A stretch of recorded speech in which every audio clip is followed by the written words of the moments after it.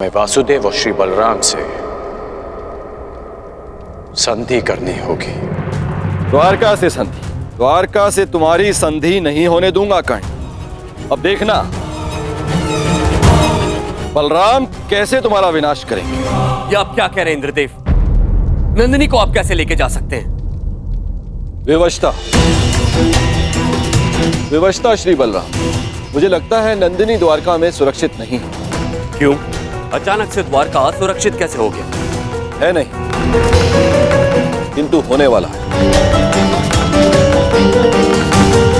अब तक मुझे लगता था कि कामधेनु पुत्री कल्पपूर्णा नंदिनी आपके और वासुदेव के पास सुरक्षित है, परंतु अब? परंतु क्या इंद्रदेव? क्या आपको यादवों के गौवंश के प्रति प्रेम पर संदेह है? कदापि नहीं, किंतु मुझे हस्तिनापुर की नीति रीति पर विश्वास नहीं है। आप स्वयं ही देखिए, वहां एक पुत्रवधू सुरक्षित नहीं है तो गौवंश कैसे सुरक्षित रहेगा? हस्तिनापुर से द्वारका का क्या संबंध है? संबंध है हलधर। हस्तिनापुर के लिए कर्ण दिग्विजय पर निकला है। आवश्यक है कि वो एक दिन द्वारका अवश्य आएगा। आपने सोच भी कैसे लिया देवराज कि हस्तिनापुर की आधीनता हम स्वीकारेंगे? यदि हस्तिनापुर की सेना द्वारका के द्वार पर पहुंची तो मैं उन्हें यमलोक का द्वार दिखा दूंगा। और वो यदि संधि के लिए आए तो? संधि? संधि तो एक बहुत अच्छा विकल्प है। संधि से विकास के द्वार खुलते हैं। बड़े ही भोले हैं आप महाबली। आप उस हस्तिनापुर से संधि करेंगे जहां पुत्रवधू के वस्त्र हरण किए गए। आप उस हस्तिनापुर से संधि करेंगे जहां आपके फुफेरे भाइयों को द्यूत में छल कपट से हराया गया। याद रहे, कर्ण भी उनके साथ है। एक सूत पुत्र से संधि करेंगे आप? द्वारका में वर्ण भेद नहीं है इंद्रदेव। किंतु कर्मों का क्या? उस कर्ण ने छल कपट करके अपने गुरु से विद्या प्राप्त करी। खुले दरबार में द्रौपदी का अपमान होते देखा। आपके बहनोई अर्जुन के प्राणों का प्यासा है वो, कोई योद्धा नहीं है वो, एक छलिया है। और आप चले हैं उनसे संधि कर। आपको स्मरण है कि वो आपसे संधि क्यों करना चाहते हैं?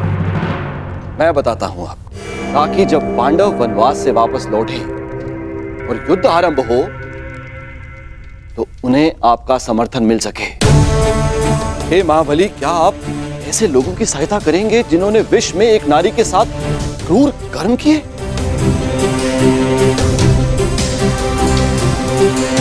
तो और क्या विकल्प हो सकता है इंद्रदेव? यदि कोई मित्रता का हाथ बढ़ाने के लिए आपके घर तक आए तो आप उसे कैसे ठुकरा सकते हैं? यदि मित्रता का अवसर ही ना दिया जाए तो? कैसे?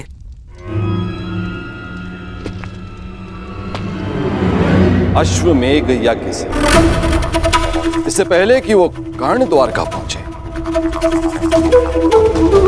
आप अपने नाना श्री के प्रतिनिधि बनकर यज्ञ आरंभ कीजिए। अश्व छोड़िए। यदि कर्ण ने उस अश्व को जाने दिया तो वैसे ही हस्तिनापुर आपका अधीन हो जाएगा, और यदि रोक लिया तो आप युद्ध करके उसका नाश कर सकते हैं। ये अच्छा विकल्प है।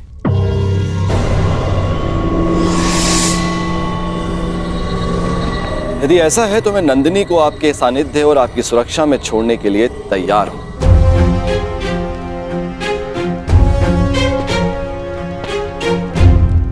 दाऊ,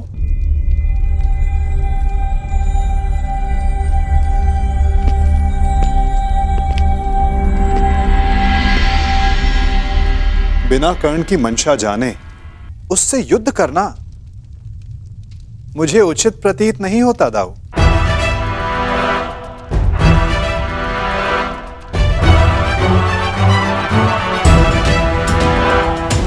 मुझे ऐसा प्रतीत होता है कि आप नंदिनी की सुरक्षा करने में समर्थ नहीं।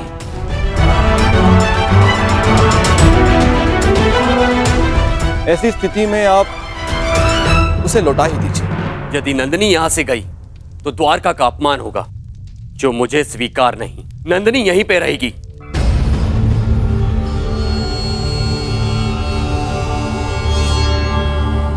अश्वमेघ यज्ञ का आयोजन होगा कन्हैया, ये तुम्हारे ज्येष्ठ का आदेश है।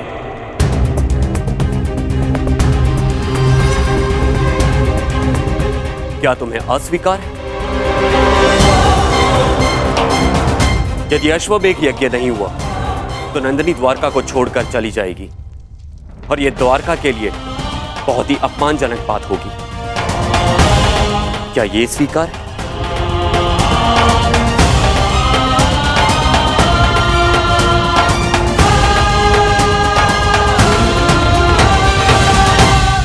मैं आपके आदेश के परे कहां हूं दाऊ। जैसी आपकी इच्छा।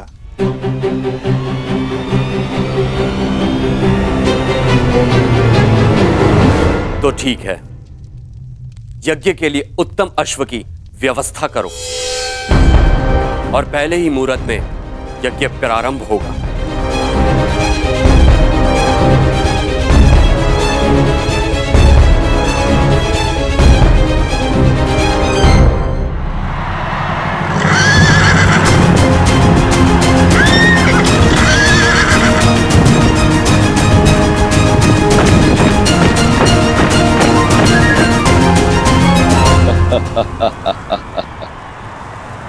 इसे कहते हैं समय का चक्र। हर मोड़ पर तुमने मुझे पराजित किया है कर्ण, लेकिन अब तुम्हारे पास कोई विकल्प नहीं। यदि द्वारका के अश्व को जाने दिया तो भी तुम्हारी पराजय होगी, और रोक दिया तो बड़े भ्राता बलराम तुम्हारा वध करेंगे,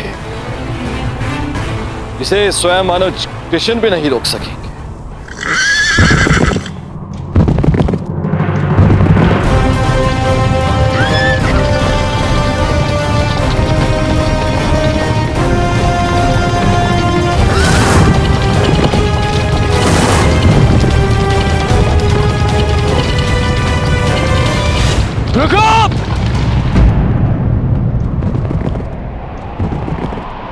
क्या हुआ मित्र?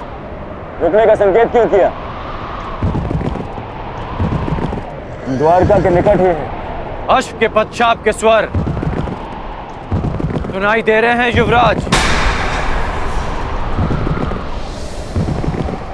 ये अश्व की नहीं, तुम्हारे पतन की पश्चात है ये कर्ण।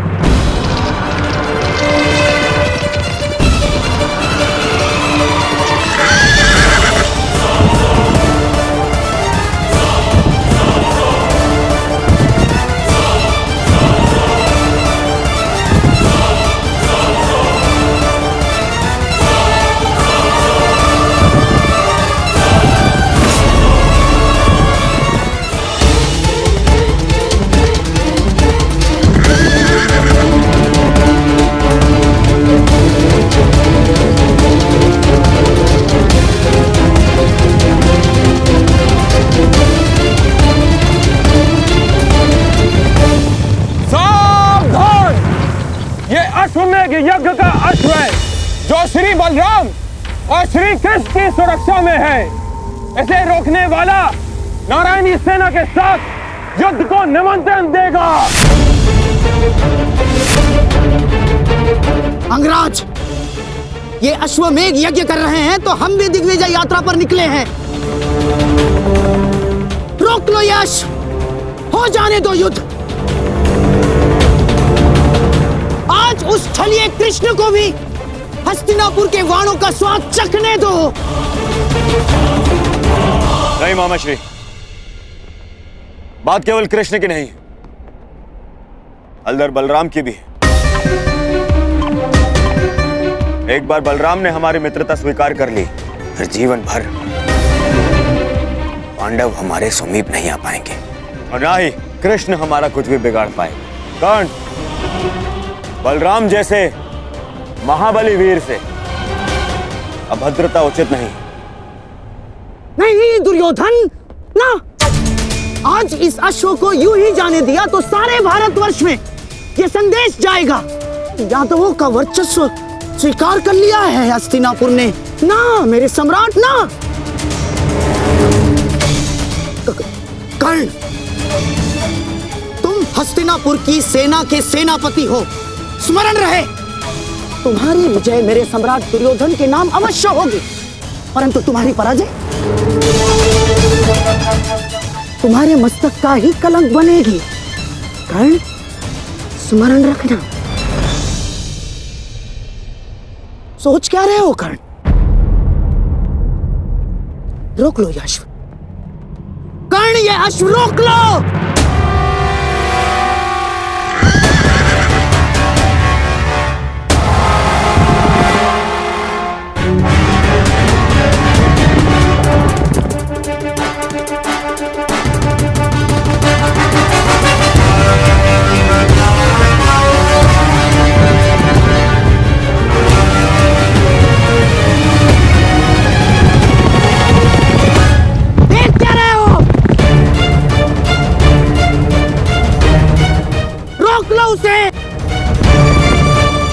नहीं। कर्ण,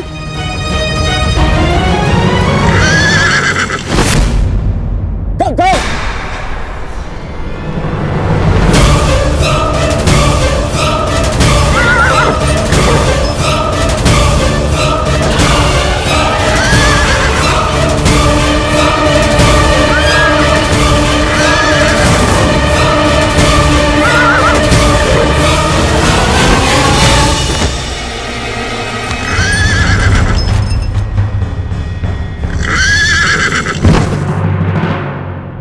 ये तुमने क्या किया मित्र? कब श्री बलराम का कोप सेना होगा हमें। अश्व को रोका गया है, आक्रमण!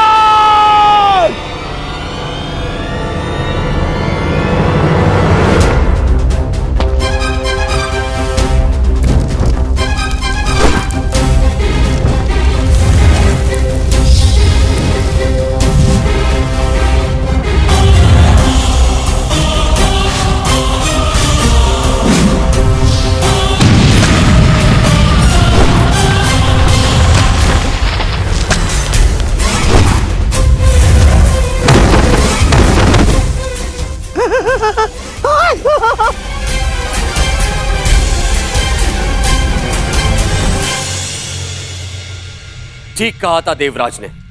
यह कर्ण बड़ा ही उद्दंड और दुस्साहसी है। द्वारका के अश्वों में एक यज्ञ के अश्व को रोका है उसने। हमारी सेना पर आक्रमण किया है उसने।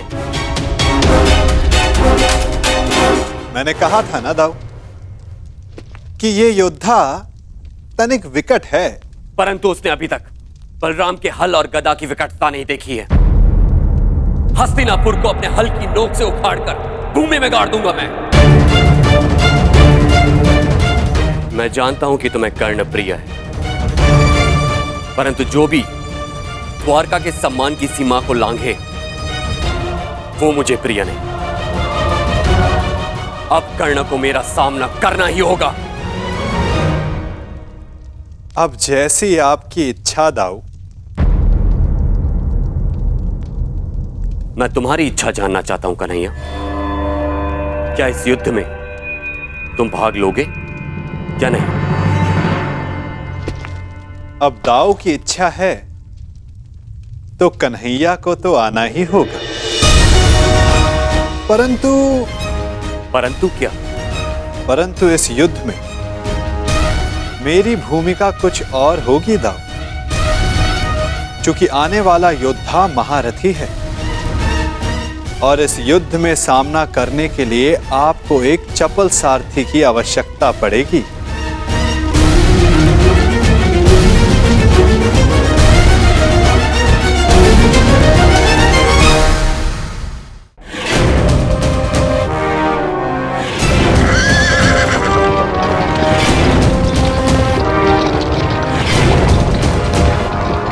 लो सम्राट,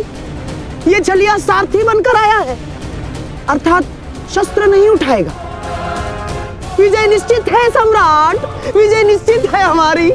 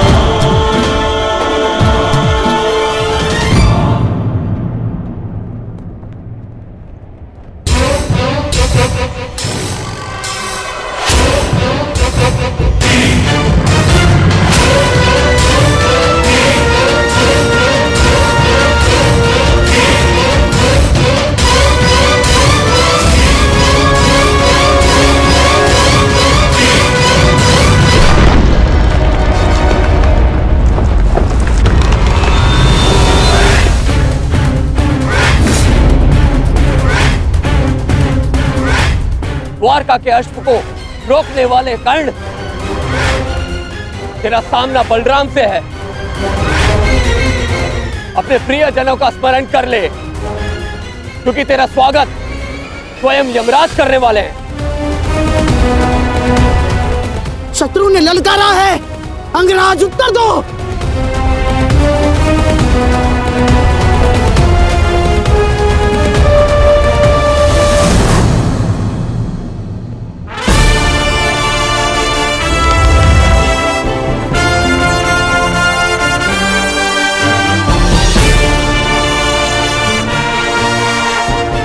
इस छलिए कृष्ण ने हमारे कई बनते काम बिगाड़े हैं दुर्योधन। आज इसकी पराजय का आनंद हम उठाएंगे, द्वारका का पतन होगा।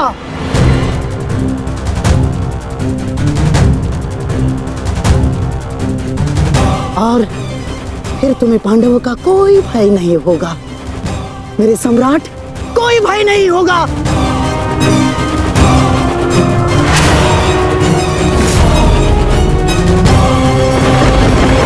बाण संधान करो कर्ण। तुमने बाण संधान किया और मेरा प्रतिशोध पूर्ण होगा। आज मेरे एक परम शत्रु की हार निश्चित है, या तुम्हारी या कृष्ण की।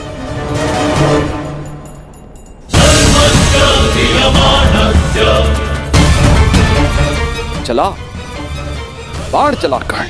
ये तेरे बाण ही तेरी मृत्यु का कारण बनेंगे। देख रहे हो कन्हैया, जिस कर्ण से तुम्हें इतना स्नेह है वो कितना दृष्ट है।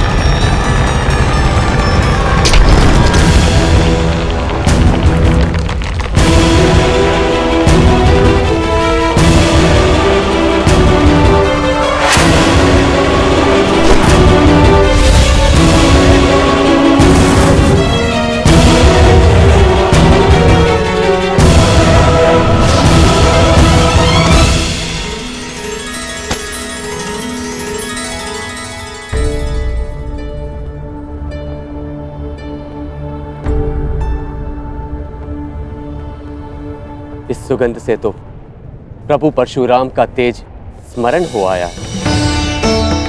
ये कैसा प्रहार है? प्रहार नहीं, आभार है दाऊ।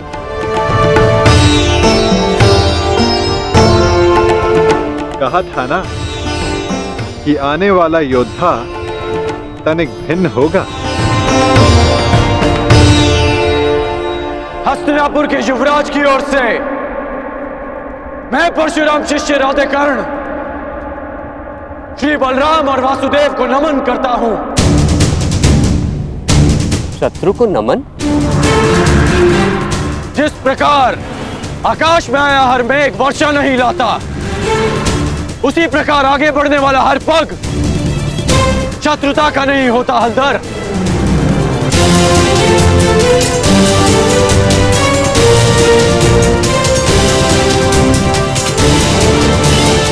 हस्तिनापुर की मित्रता स्वीकार करें।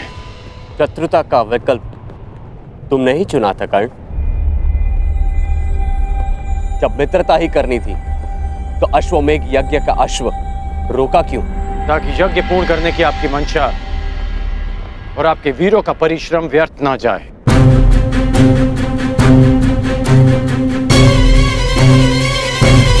इस अश्व को ध्यान से देखिए। इस अश्व का दायां कान कटा हुआ है।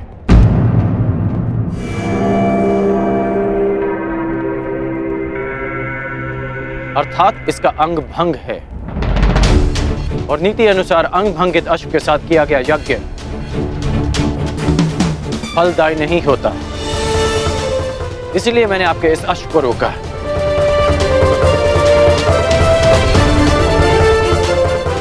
हलधर, मैं स्वयं आपको समझाना चाहता था, परंतु उससे पूर्व आपके वीरों ने मुझ पर आक्रमण कर दिया और कदाचित मुझे उसका उत्तर देना पड़ा।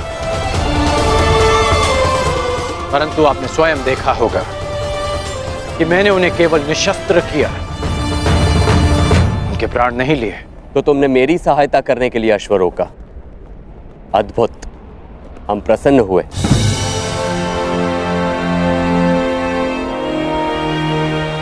यह अश्व लाने का उत्तरदायित्व किसका था? कान्हा, तुम सबको यही कहते हो ना कि तुम मेरी आज्ञा का पालन करते हो, लेकिन परिणाम में वही होता है जो तुम चाहते हो।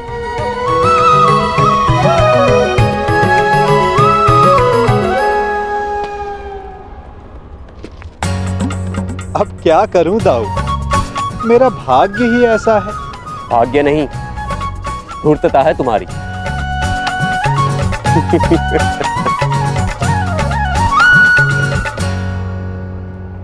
तुम्हें लेके मेरे मन में जो भ्रम था, वो भ्रम तुमने तोड़ दिया है। हम प्रसन्न हुए। कहो, क्या इच्छा है?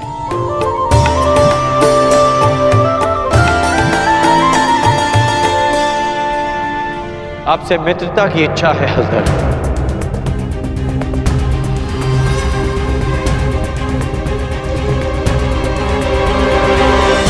और एक आश्वासन भी बलराम, आवश्यकता पड़ने पर आप और आपकी सेना हस्तिनापुर की सहायता अवश्य करेंगे।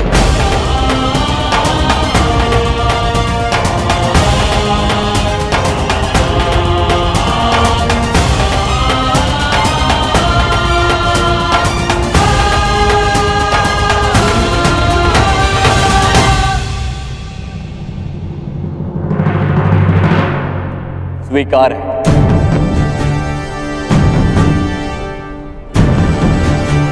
परंतु मैंने तुमसे कुछ मांगने को कहा था कर्ण। इस समय मेरा लक्ष्य युवराज दुर्योधन को सर्वशक्तिशाली बना देना है।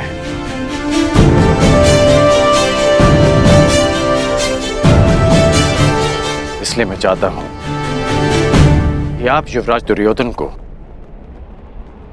गदा युद्ध की शिक्षा दें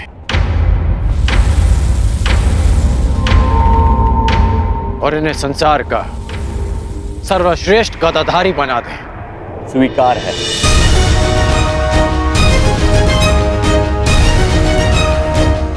आओ, द्वारका का आतिथ्य ग्रहण करो।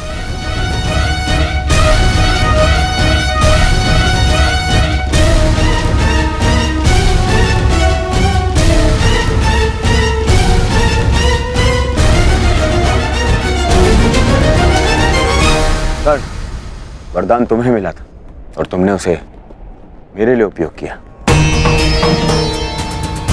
आज तुमने एक बार फिर यह सिद्ध कर दिया कि संसार में यदि कोई मेरा सबसे बड़ा हितैषी है तो वो तुम हो कर्ण। मैं मैं हस्तिनापुर का हितैषी हूं युवराज, और हस्तिनापुर युवराज का सेवक। मेरा धर्म हस्तिनापुर और आपको शक्तिशाली बनाना है। प्रणिपात युवराज।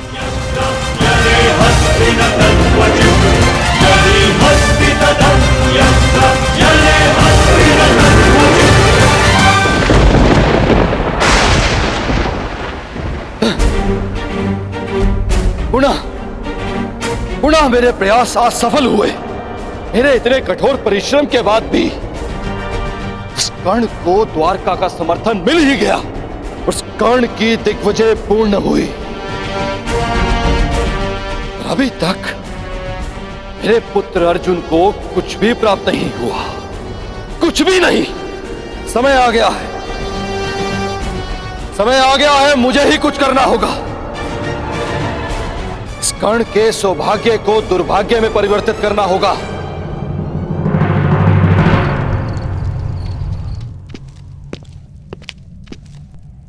दिग्विजय पूर्ण हुई कर्ण।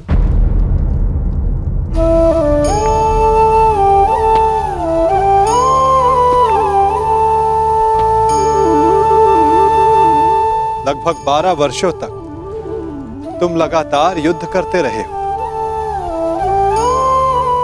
निश्चित रूप से थकान अनुभव हो रही होगी। विश्राम नहीं करोगे? मित्रा के लिए शरीर की थकान से अधिक मन की शांति होती है केशव। मेरा मन अशांत है।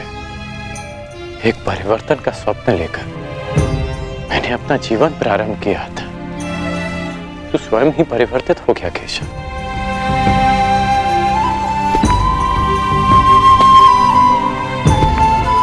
परिवर्तन चाहते हो और स्वयं के परिवर्तित होने से घबराते हो। ये दोहरा व्यवहार उचित नहीं राधे। मैं ऐसा परिवर्तन नहीं चाहता था केशव। मैंने सदा स्वतंत्रता की कामना की थी,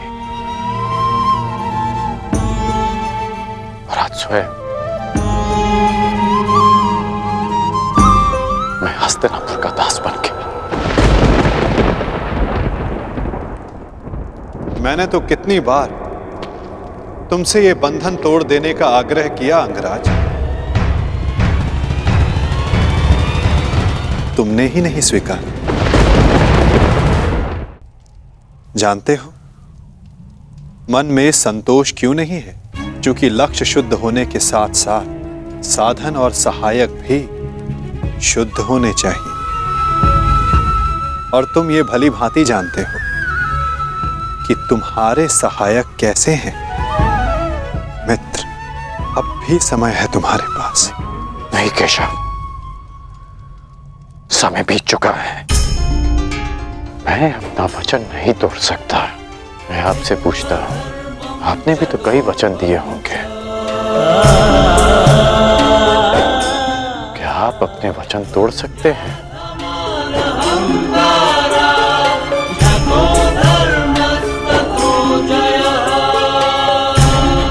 कौन जाने मित्र, भविष्य में क्या छिपा है। तुम बताओ, अब दिग्विजय के पश्चात तुम क्या करोगे? केशव, मेरा मन अशांत है। सोच रहा हूं कि हस्तिनापुर जाने से पूर्व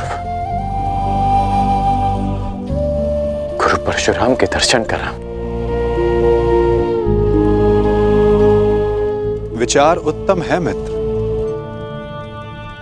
परंतु स्मरण रखना, कभी कभी अकेला यात्री मार्ग में भ्रम के जाल में फंस जाता है। प्रयास करना कि भ्रम के जाल में ना उलझ जाओ। केशव, जिस परिस्थिति में मैं हूं, कोई भ्रम मुझे क्या सताएगा।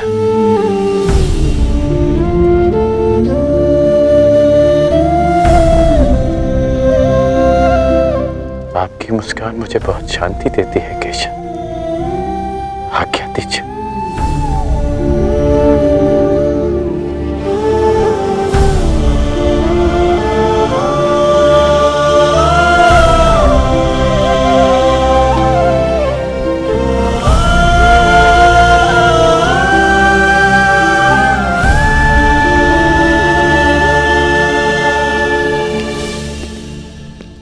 कभी कभी मनुष्य परिस्थितियों का खिलौना बन जाता है मित्र।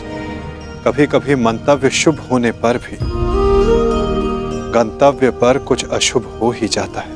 इसीलिए यात्रा में सावधानी आवश्यक है।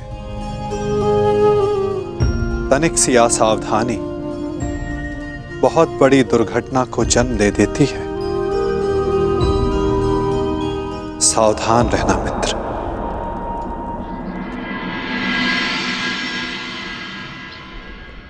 अपने गुरु से भेंट करने से मैं तुम्हें रोक नहीं सकता मित्र, परंतु मैं चाहता था कि तुम मेरे साथ में हस्तिनापुर चलो, मेरे इस दिग्विजय का सम्मान और सत्कार प्राप्त करो। युद्ध में बाण धनुष से चलाए जाते हैं युवराज, परंतु विजय सदा योद्धा की मानी जाती है। उसी भांति दिग्विजय आपकी है। मैं तो केवल एक निमित्त मात्र हूं।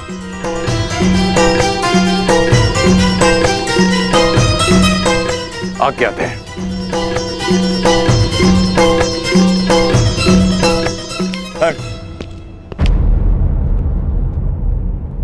अपने मित्र को हार कर ये दिग्विजय अधूरी है मित्र। 12 वर्ष बीत गए। इन 12 वर्षों में तुमने मेरे लिए धनुष उठाए, परंतु कभी दृष्टि नहीं उठाई। ढाल बनकर मेरे शरीर की रक्षा की है, परंतु मित्र बनकर कभी गले नहीं लगाए।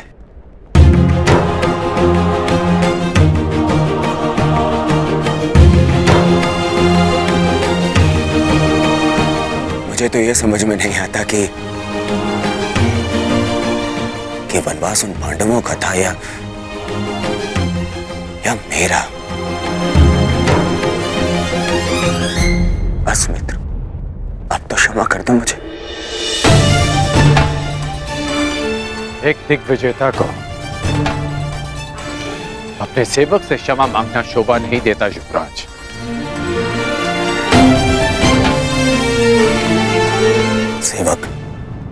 सेवक ऐसे 100 दिग्विजय न्यौछावर कर सकता हूं तुम्हें एक बार गले लगाने के लिए।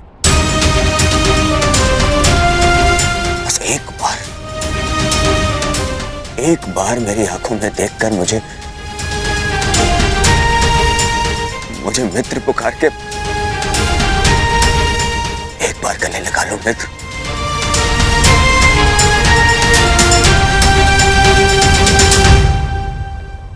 कदाचित एक बार उस मित्र की पुकार युद्ध भवन में भी सुन ली होती है आपने युवराज।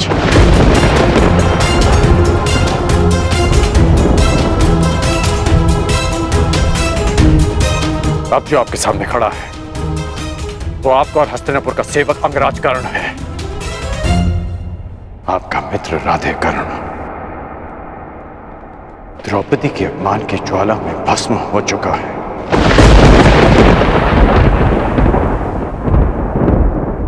और जो भस्म हो जाते हैं वो किसी को गले नहीं लगा पाते।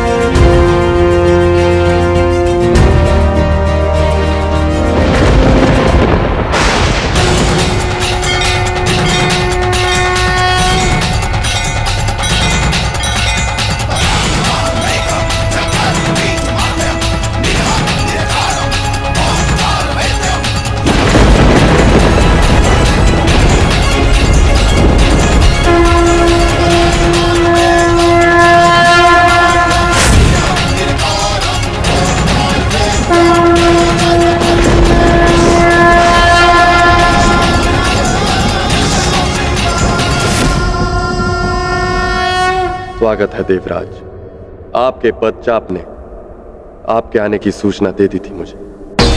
मेरे पश्चात तो आपने सुन लिए महादेव, परंतु 12 वर्षों से पुकार रहे मेरे पुत्र अर्जुन के स्वर आपके कानों तक क्यों नहीं पहुंचे? क्यों उसकी तपस्या का ताप आपके मन को नहीं पिघला सका? यदि अर्जुन आपका पुत्र ना होता तो क्या तब भी आप उसका कष्ट लेकर मेरे पास आते? स्वीकारता हूं कि मुझे मेरे पुत्र से मोह है, परंतु सबको होता है। अब स्वयं ही बताइए, क्या दोष है मेरे पुत्र अर्जुन में, या उसकी इच्छा पूरी कर सकने के योग्य नहीं? देवराज, वृक्ष पर लगे फल को खाने की इच्छा करने वाले को मात्र वृक्ष पर लगे फल को तोड़ने का परिश्रम करना पड़ता है। मोती की आकांक्षा करने वाले को सागर के तल तक जाने का परिश्रम करना पड़ता है। ठीक उसी प्रकार अमृत पीने की इच्छा करने वाले को भी गहन साधना का विष पीना पड़ता है। आपका पुत्र मुझसे पशुपतास्त्र की इच्छा रखता है। यह विध्वंसकारी अस्त्र उसे देने से पहले यह जान लेना आवश्यक है कि क्या वो उसके योग्य है। शक्तियों के साथ साथ उत्तरदायित्व भी बढ़ता है। यह जान लेना आवश्यक है कि क्या वो ये उत्तरदायित्व उठाने योग्य है या नहीं। पशुपतास्त्र पाना है, कई परीक्षाओं का सामना करना पड़ेगा अर्जुन को। अपने पुत्र के मोह में आपने क्या क्या किया है, मुझसे कुछ छिपा नहीं।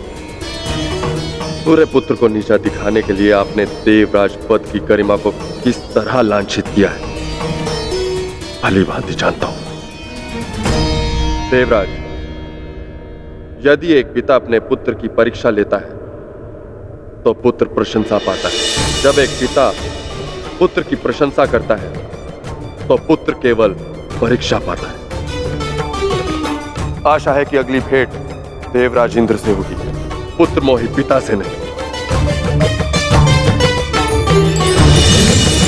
दिग्विजय कर्ण को दिशा विहीन कर दूंगा, महाशाप दिलाऊंगा उसे, और महाशाप पाने के लिए उस कर्ण से महापाप करवाऊंगा।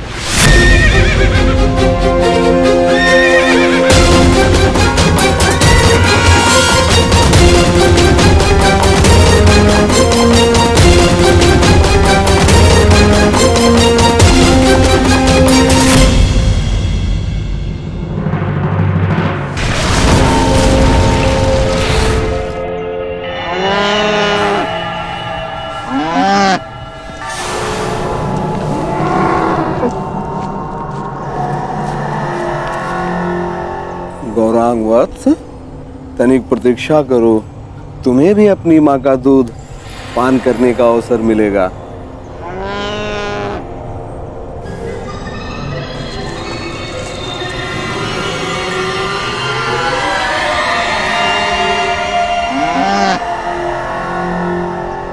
क्या है श्यामा,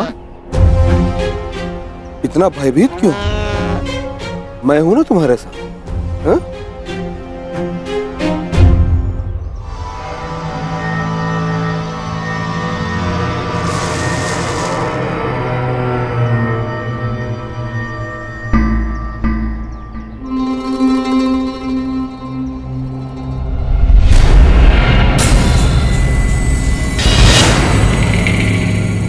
अपना मंतव्य ज्ञात है ना?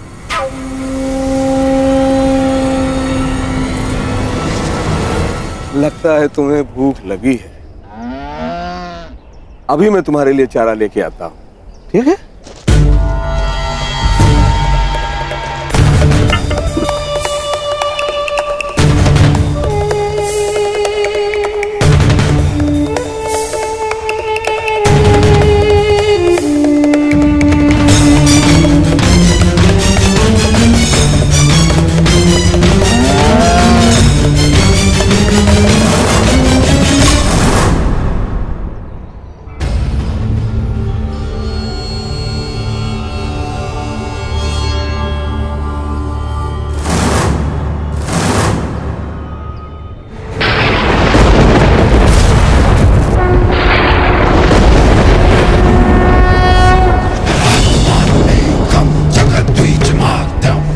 कड़ा लक्ष्य कड़ी तपस्या से नहीं, कड़ी परीक्षा से मिलता है अर्जुन।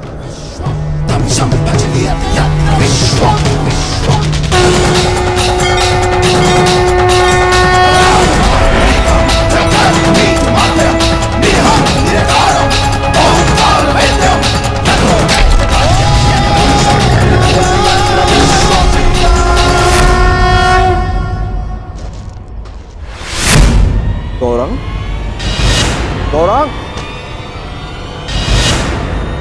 गौरांग, गौरांग! क्या हुआ स्वामी? गौरांग को यही बांध के गया था, तू न जाने कहां चला गया। गौरांग कहां गया? गौरांग! अगर वो नहीं मिली तो श्यामा अपने प्राण त्याग देगी, और आप तो जानते ही हैं स्वामी कि श्यामा हमारे जीवन का एकमात्र सहारा है। हे प्रभु, अनजाने में कौन सा ऐसा कर्म हो गया इसका फल आप मुझे इस तरह दे रहे हैं। तुम्हारे पाप का फल नहीं है ये ब्राह्मण, ये तो केवल कर्ण के महाश्राप का प्रारंभ है।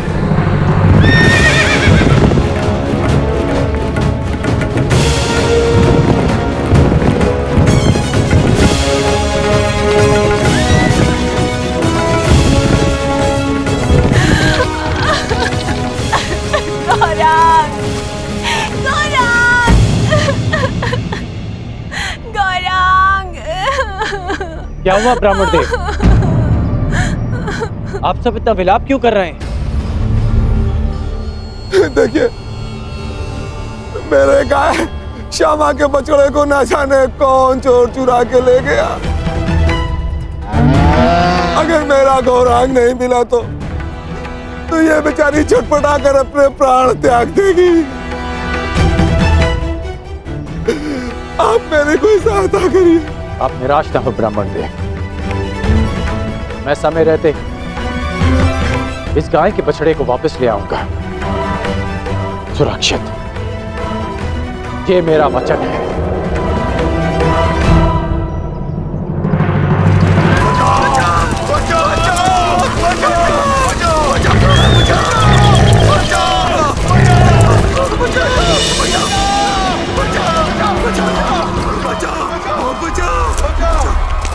हे तपस्वी, अपनी तेज के प्रयोग से इस भयंकर प्राणी से हमें त्राण दिलाओ। क्यों ये हमारे लिए अपने वर्षों की तपस्या भंग करेंगे? भागो, अब कोई हमारी रक्षा नहीं कर सकता। भागो। नहीं,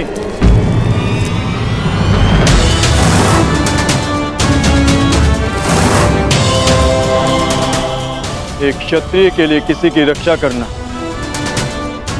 किसी भी तपस्या से अधिक आवश्यक है। मैं वचन देता हूं, इस हिंसक पशु से मैं आपकी रक्षा करूंगा।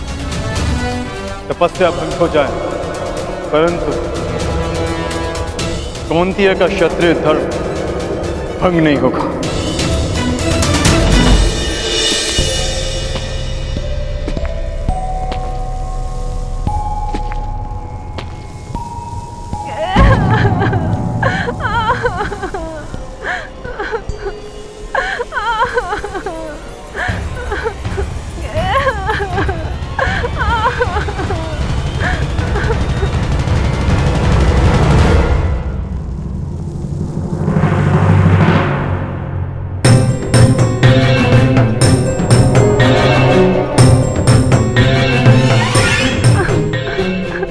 भयभीत मत हो छोटे मित्र। क्या हुआ? तुमने कुछ देखा? एक बछड़ा राक्षस के हाथ में। किस ओर गया वो? किस दिशा में?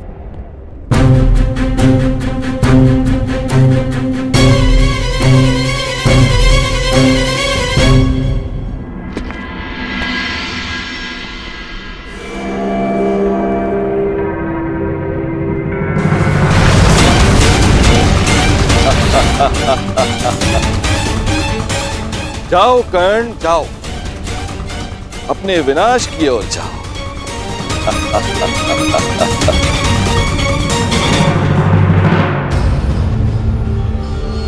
क्षमा कीजिए महादेव, आपकी तपस्या बीच में छोड़कर जा रहा हूं। तपस्या पुनः कर लूंगा, परंतु मेरे होते हुए किसी निर्दोष के प्राण जाएं, ये द्रोण शिष्य कुंती अर्जुन नहीं होने दे सकता।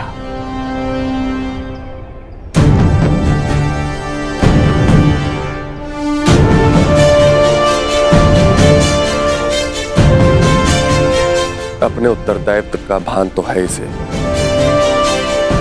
अब देखना यह है कि शक्ति को संभाल पाने का सामर्थ्य है या नहीं।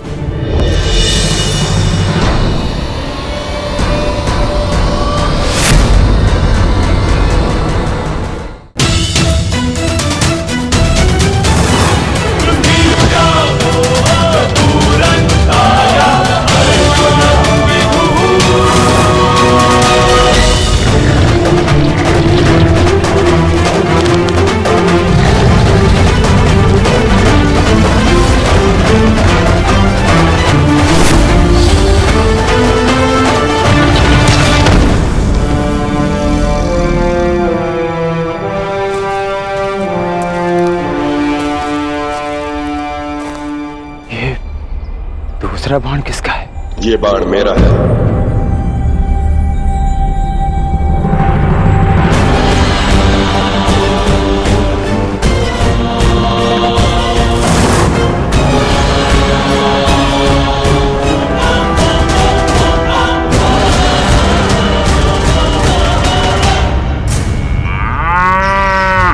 आनंद आ गया आज। बड़ा कोमल भोजन मिला है।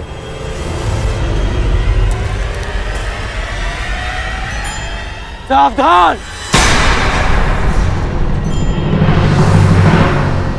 मैं तुम्हें चेतावनी देता हूं कि इस बछड़े को छोड़ दो। अपना भोजन छोड़ दूं?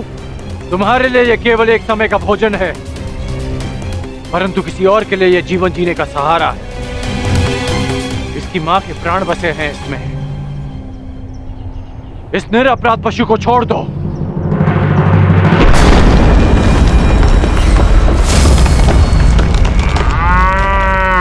ये मेरा भोजन है, नहीं छोड़ूंगा इसे। मैं तुम्हें वचन देता हूं कि मैं तुम्हें भरपेट भोजन करवाऊंगा। बड़े दानवीर हो, परंतु मैं राक्षस हूं। बल से अपना खेत करता हूं, नहीं छोड़ूंगा इसे। और मैं इसे लेकर ही जाऊंगा। तो तुम्हें इसे प्राप्त करने के लिए मुझसे युद्ध करना होगा मनुष्य। ये लक्ष्य मेरा था, तुमने बाण क्यों चलाया? इसका नाश करना मेरा कर्तव्य था। अब प्रश्न ये उठता है कि लक्ष्य किसने पहले भेदा और किसका कर्तव्य पहले पूरा हो। इसका वध तो मेरे बाण ने किया, परंतु आप इसे ले जा सकते हैं महोदय। ये मेरे किसी काम का नहीं।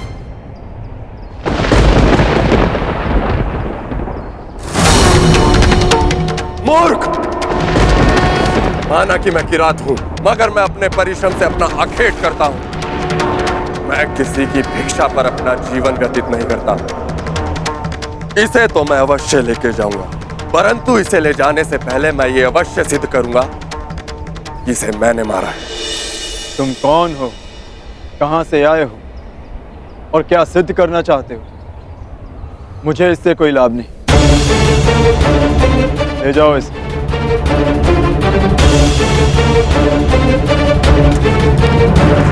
रुको!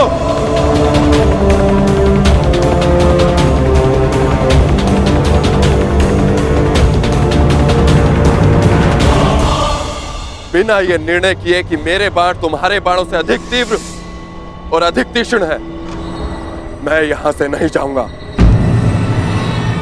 तुम्हारा ये अभिमान तोड़े बिना मैं यहां से नहीं जाऊंगा।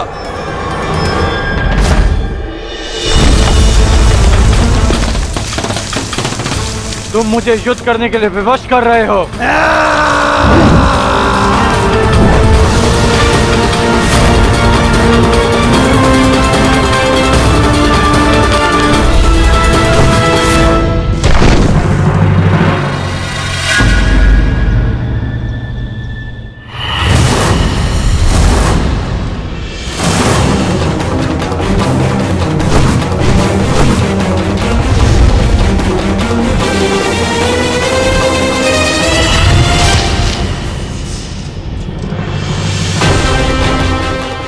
एक बाण काट दिया इसका अर्थ ये नहीं कि तुम्हें विजय मिली।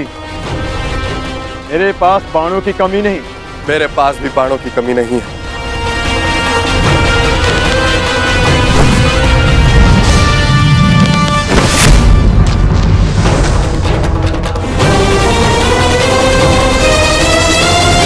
तुम्हें केवल अपने बाणों पर घमंड है योद्धा, किंतु मेरे पास बाणों के साथ साथ और भी शस्त्र हैं।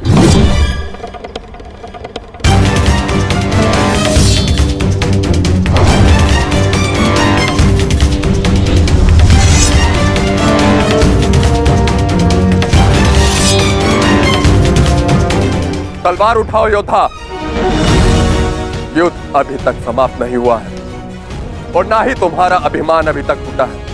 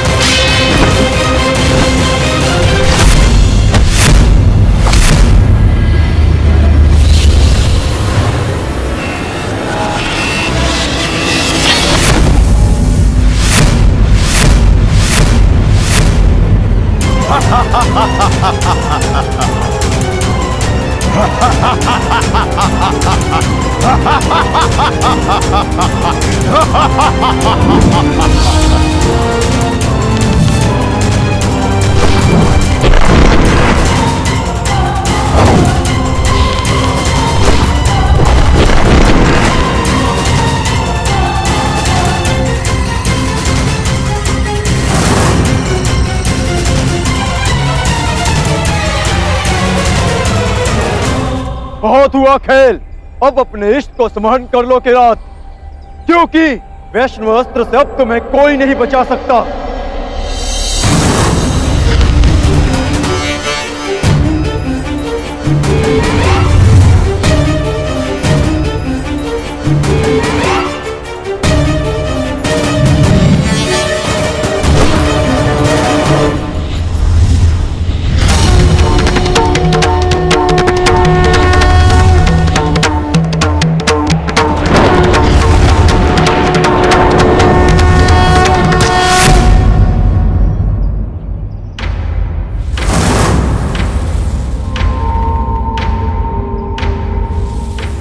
महान वैष्णव अस्त्र ने एक साधारण किरात का सम्मान किया, परंतु क्यों?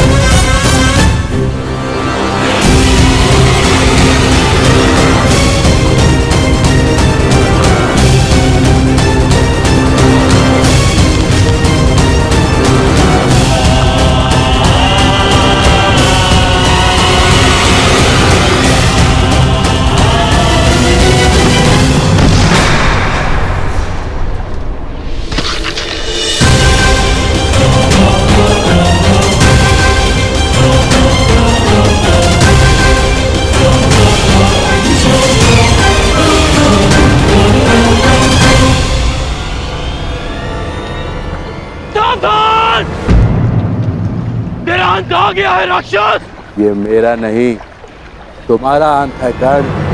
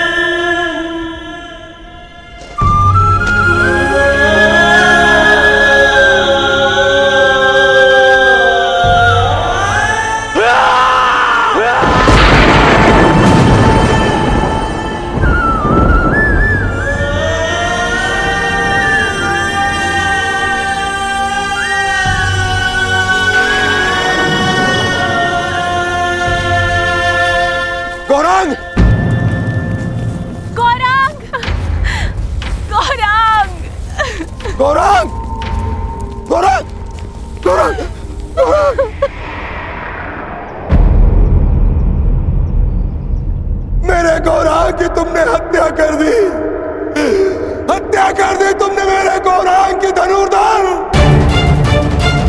तुमने एक मूक और विवश अबोध पशु की हत्या कर दी जो कीचड़ में फंसा हुआ था। तुमने महापाप किया है धनुर्धर। रामदेव, मैंने इसे नहीं मारा। मैं तो केवल राक्षस का वध कर रहा था। वो राक्षस वो अभी यही था। वाह धनुर्धर वाह, कौन सा राक्षस है यहाँ? यहाँ तो कोई राक्षस नहीं है। अपने आप को निर्दोष सिद्ध करने के लिए असत का सहारा मत लो धनुर्धर। तुमने मेरे गौरांग की हत्या नहीं की, तुमने उसकी माता श्यामा की भी हत्या की है। तुमने सिर्फ उसकी मां की ही नहीं, मेरे परिवार के सदस्य की भी हत्या की है धनुर्धर।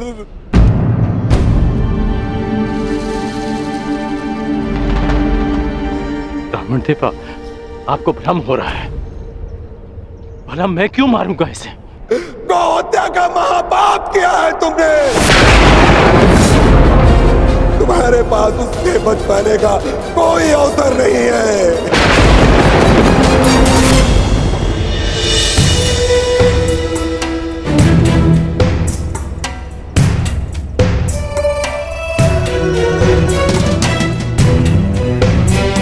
ये तो वही पुष्पहार है जो मैंने शिवलिंग को अर्पित किया था।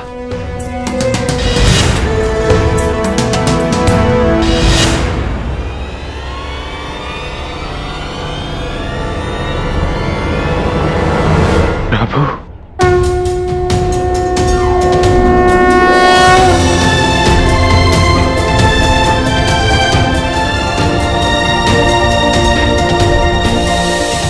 मुझे क्षमा कर दीजिए प्रभु। मैं आपको पहचान नहीं पाया, आपको पहचान नहीं पाया प्रभु, मुझे क्षमा कर दीजिए।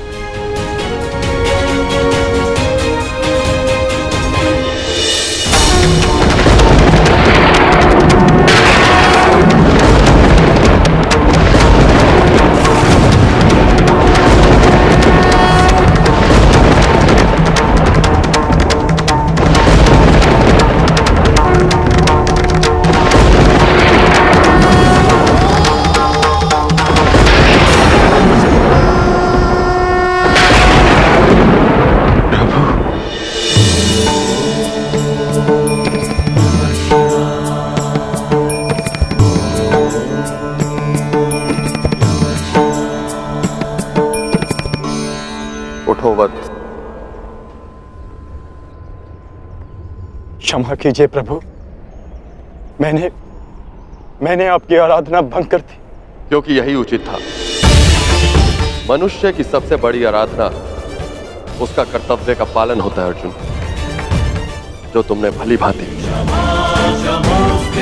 किसी और के प्राणों की रक्षा के लिए तुमने अपनी तपस्या भंग की। अर्थात तुम अपने कर्तव्यों को भली भांति जानते। मैं केवल यह देखना चाहता था कि तुम पशुपतास्त्र के योग्य हो या नहीं, इसलिए मुझे तुम्हारी परीक्षा लेनी पड़ी।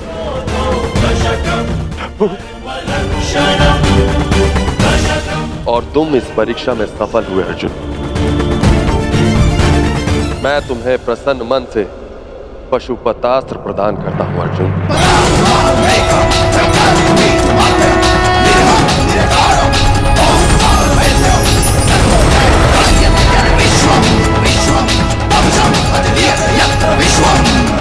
कल्याण हो।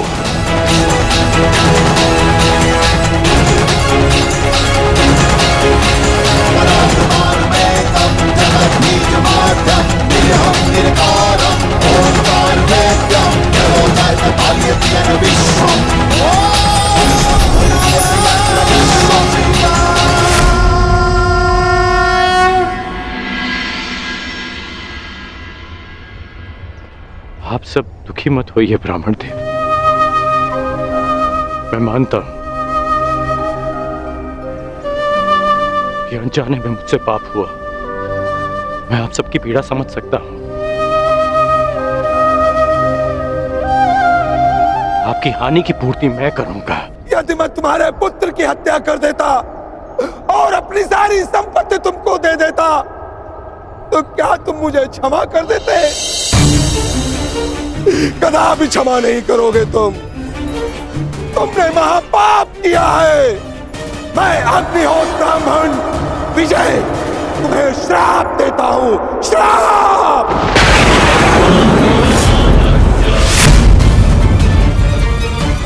किस प्रकार तुमने कीचड़ में फंसे हुए मेरे असहाय बछड़े को मारा है, उसी प्रकार तुम भी एक दिन पृथ्वी पे असहाय गिरे रहोगे और तुम्हारी कोई सहायता नहीं करेगा।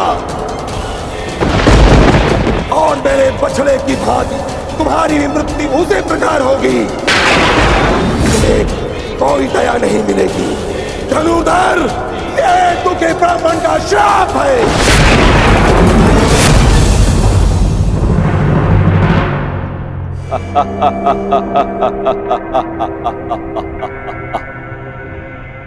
सूर्य पुत्र कर्ण, सूर्य पुत्र, अभिशापित कर्ण, अभिशापित।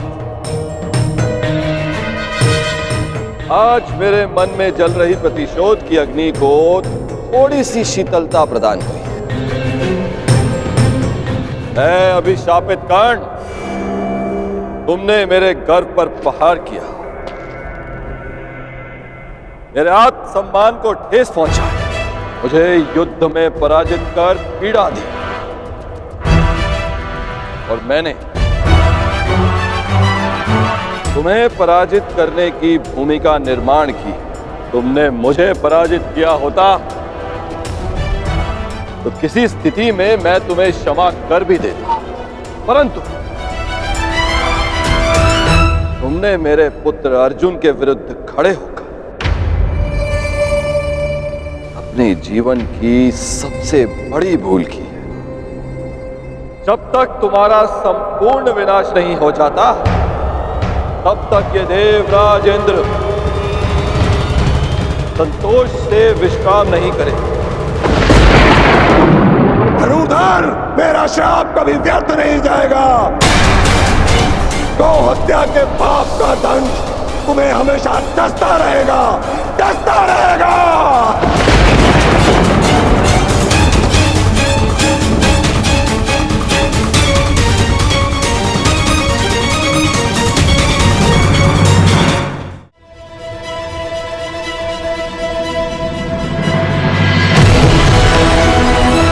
ये इंद्रलोक है अर्जुन, यहां दुख की परछाई भी नहीं, यहां केवल सुख, आनंद, शांति।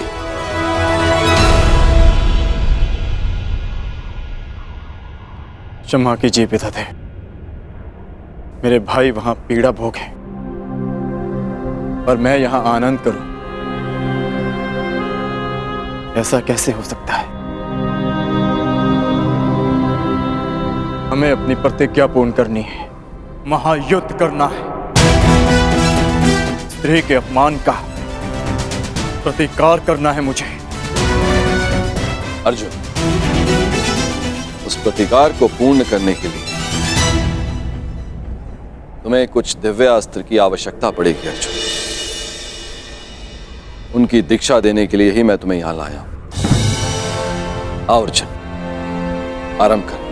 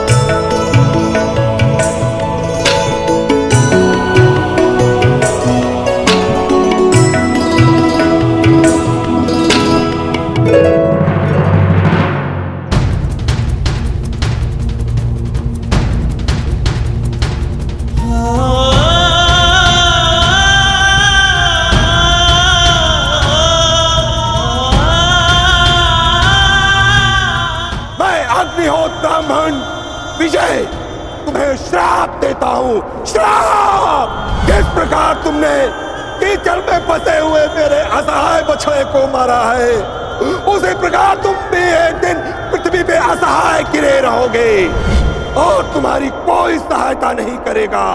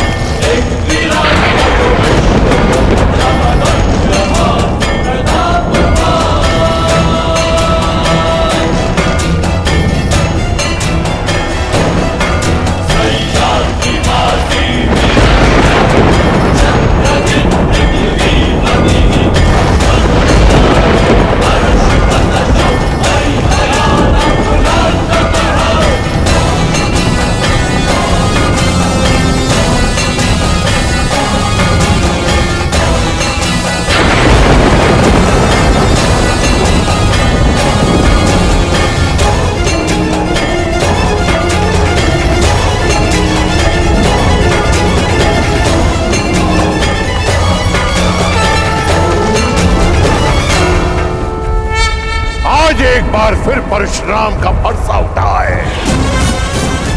क्योंकि घोर अन्याय हुआ है।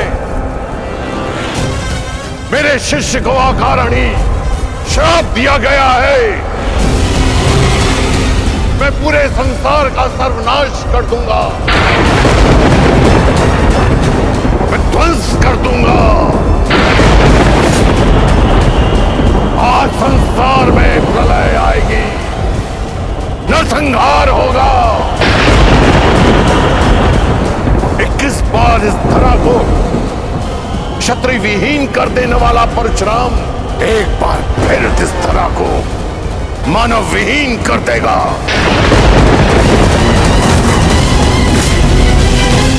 उपकार का बदला उपकार से ना चुकाना, ऐसे मानव जाति को जीवित रहने का कोई अधिकार नहीं देगा परशुराम।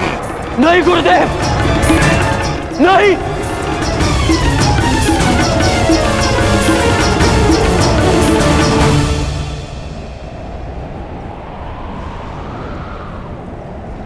ऐसा अनर्थ मत करिए गुरुदेव,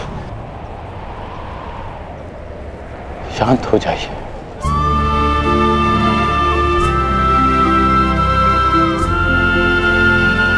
इतना क्रोध क्यों गुरुदेव? मुझे तो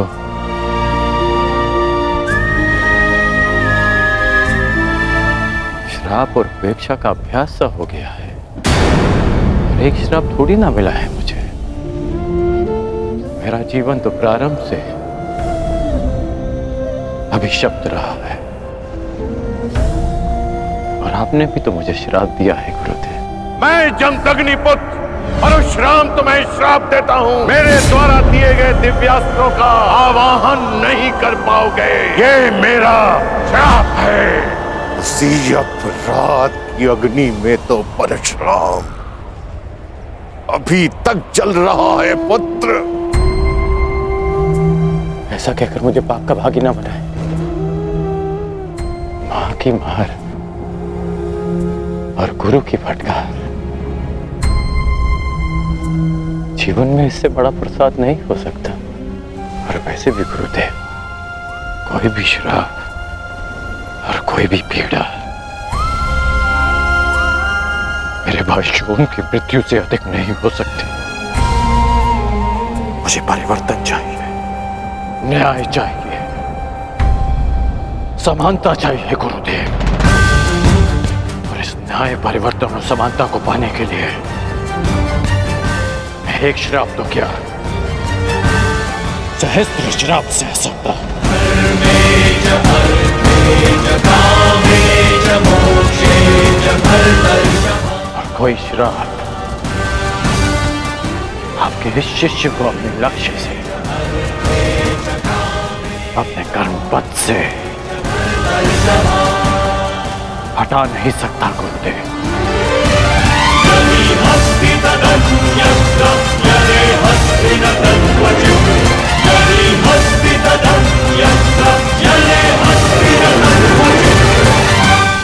लोह को भी अधिक ताप में रखा जाए तो वो भी पिघल जाता है। पाषाण पर चोट करो तो उसमें से भी चिंगारियां निकलती हैं, परंतु कर्ण, तुम तो स्वर्ण हो, स्वर्ण। तुम्हें जितना तपाया जाता है तुम मुझसे कहीं अधिक चमकदार बनकर निकल आते हो। यहां कई वीर योद्धा आए और आएंगे भी, पर तुम जैसा धैर्यवान और वीर योद्धा न भूत हो न भविष्य हो, न कभी हुआ है और न ही कभी होगा। मैं तो चिरंजीवी हूं, कभी मृत्यु को प्राप्त नहीं होगा, परंतु वत्स, मृत्यु भी तुम जैसे धैर्यवान और वीर योद्धा को प्रणाम करेगी और कामना करेगी कि कदाचित से तुम्हारे हाथों पराजय देखनी पड़े। अपने कर्म पथ पर आगे बढ़ो कर्ण। तुम भले ही अभिशापित हो और संसार के वीर योद्धाओं से कहीं अधिक श्रेष्ठ सिद्ध होगे। तुम मृत्युंजय कर्ण बनोगे, कर्ण बनोगे।